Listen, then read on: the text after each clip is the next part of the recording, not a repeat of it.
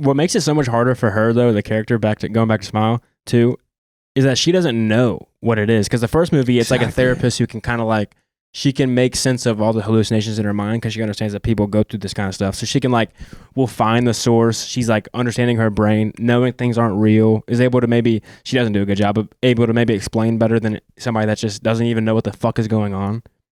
So with somebody that doesn't know anything about this virus, literally just like got it randomly, it's way worse for her because she can't explain it. She's like freaking the fuck out. She can't rationalize in her brain that this is like just a mental condition. I can get through this. She's honestly, and that's where I really agree that the guy coming out of nowhere, like totally fake. The guy that was going to cure her. Well, kill her to cure her, whatever. Like, no way. Yeah, like, there's just no way. Like, if that is the case, then she's honestly just lucky enough to have gotten that. But I just don't think that's the case. I think that's like a way for the entity to like reel her more in because now he like has somehow gotten into, he's put like this fictitious character there that makes her feel not alone, even though she has no idea who he is. Yeah. He's telling her everything she really has been wanting to hear. Yep. Which is, hey, none of this is fake.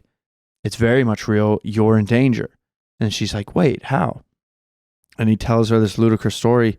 But when you're driven that crazy, I would assume, you're like, well, that's got to be it. Right. Because this is insane. Like, what is happening to me? Like, these aren't just normal, I feel like I see somebody in my peripheral vision. Like, I have rooms full of my backup dancers that are like banging my head against the piano. God. And then I'm actually waking up in the hospital. I'm not hallucinating this. I'm under attack. Yes. People are hurting me. With her, with all those like dancers in the room, it's like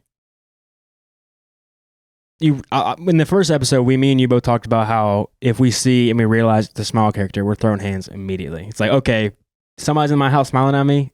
Let's fight. Come on. I'm gonna see if you're real or not. Let's fight. Come on. But now we find out that if you do fight, they fight back, and it just really what's happening is you're fighting yourself because she is a fighter. Yeah. Yeah. But like whenever she fights him and the entities slam her head against the piano table, what really happened, we know, is that she slammed her head against the piano table. Mm-hmm. So like when you fight these things, you're also fighting yourself. So whatever damage you inflict or they inflict on you, it's going to happen actually because like you're fighting yourself. So like now that whole theory of us like fighting back, scrapping to get out of this thing, it ain't going to work because it's a demon and it's just going to hurt you. Yes. But you also it's funny that we're even talking about this because none of it happened.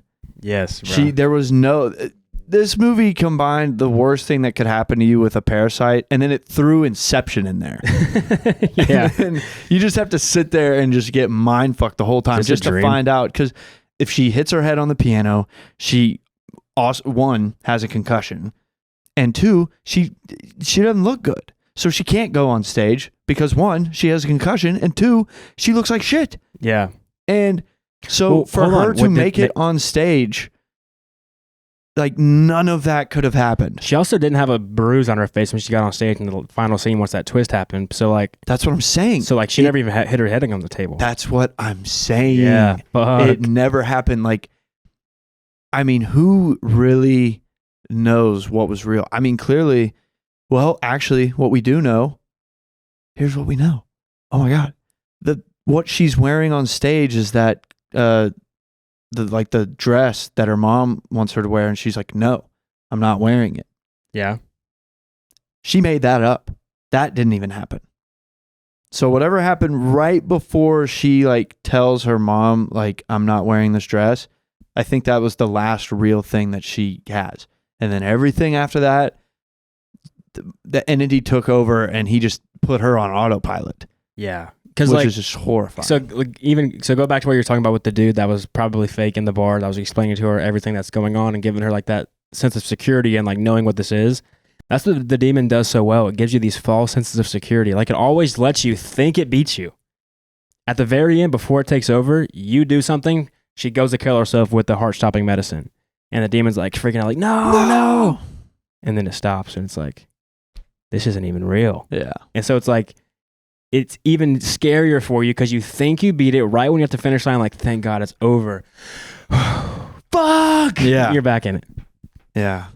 Shout out to the monster with what you just said. When it's like none of this is even real, then it gives her the biggest one-liner. Like the biggest like you just got line ever when he says, "Break a leg." Yeah. Like, all right, dick, you won. Yes. No need to rub it in because she breaks her back and like fucks up her leg in the car wreck. Yep. A year prior. So he just like had to throw that one in there. Yeah. So It's like, all right, wait, now you're just being an asshole.